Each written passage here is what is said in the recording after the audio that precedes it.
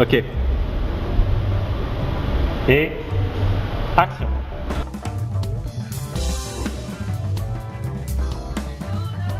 Notre objectif principal, c'était de présenter la voiture différemment. Une présentation qui dépassait le public reportage avec une vision cinéma de la voiture.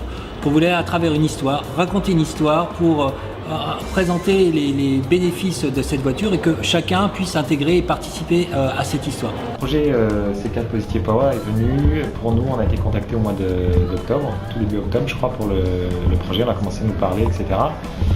Et donc on a reçu le script, etc. dans cet univers qui nous a tout de suite séduit par le côté justement polar un peu. Ça racontait vraiment une histoire, il y avait vraiment un vrai parcours, etc.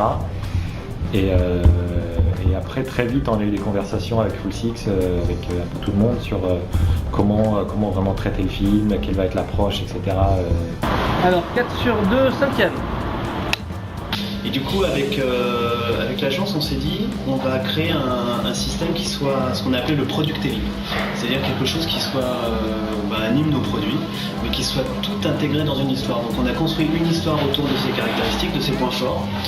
Et on a pensé au cinéma aussi parce qu'on trouvait que c'était intéressant de faire cohabiter ce véhicule avec l'univers du cinéma, parce que ça peut faire un bon ménage, et puis le côté road movie nous intéressait. Les frères Salto aussi, dont on a eu envie tout de suite, qui étaient parfaits pour ce projet et qu'on a pratiquement construit autour d'eux. Et voilà, l'aventure est partie comme ça. C'était pour nous l'occasion également de faire partager cette formidable aventure aux internes de la marque Citroën et les figurants sont des collaborateurs de la marque Citroën. Et ça, ils ont été fantastiques parce qu'ils ont bravé la nuit et le froid et ils étaient là heureux de découvrir un reportage. Donc on était une dizaine de collaborateurs et quelques passants et on devait attendre dans la rue l'arrivée de la star. Donc on était très impatients, on était tous prêts avec nos appareils photo et téléphone pour, dès qu'elle arrivait, lui demander un autographe.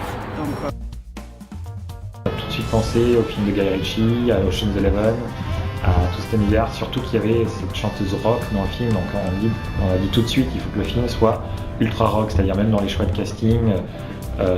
Pour les seconds rôles, il ne faut pas que ce soit des personnages, il faut qu'ils soient un peu baroques, un peu barrés, etc. C'est presque prêt. Presque.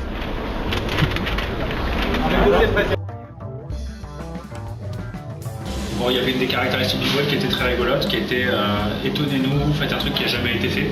Donc on se retrouve à la fin avec un produit fini qui, en fonction des différents scénars possibles, va faire aller entre 7 et 8 minutes 30, entre 7 minutes et 8 minutes 30.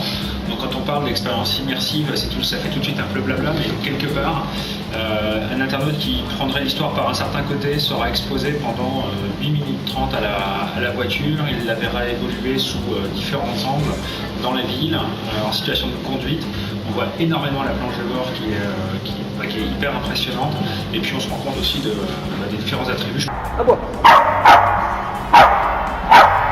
C'est pas maintenant, ça fera jour, ça sera jamais raccordable, toute la scène sera jetée à la poubelle. Go. Voilà.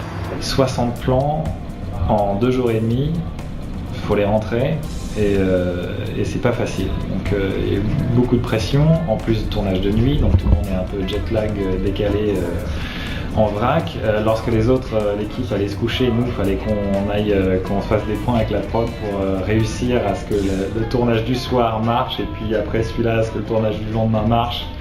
Donc on n'a pas beaucoup dormi, il pleuvait pendant les 3 jours. En même temps, c'était un peu dur au niveau des conditions, mais c'était très bien pour nous. On a créé un showroom autour de l'histoire, c'est-à-dire qu'on utilise la voiture, on a une innovation technique, je pense que c'est une première, où on aura un Google Street View intégré avec une visite 360 du véhicule, donc l'histoire commence dès le début en bas de chez soi, donc on s'appréhende le véhicule, donc on réduit la frontière entre le virtuel et le réel, donc ça c'est intéressant pour nous.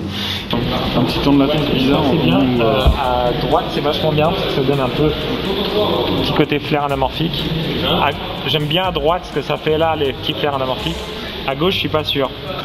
Et ça s'est fait sans beaucoup discuter sur et le scénario, et la façon de tourner, et la vision, et les castings, tout ça, ça a été fait assez naturellement. On a la chance d'avoir un client qui a beaucoup de l'histoire dès le départ. Ouais, qui est énormément investi sur le projet, enfin, moi, j'ai rarement vu des clients aussi investis et de bout en bout, on a fait 3 nuits plutôt de tournage.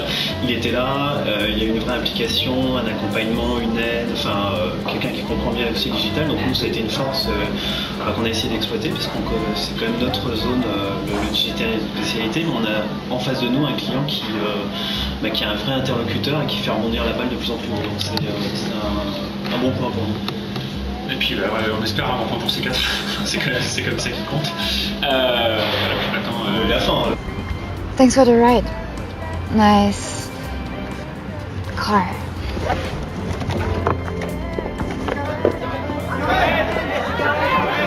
Pour nous, c'est bien faire partager à la fois les caractéristiques de la voiture et l'esprit de la voiture Positive Power dans une vision créative technologique de la marque.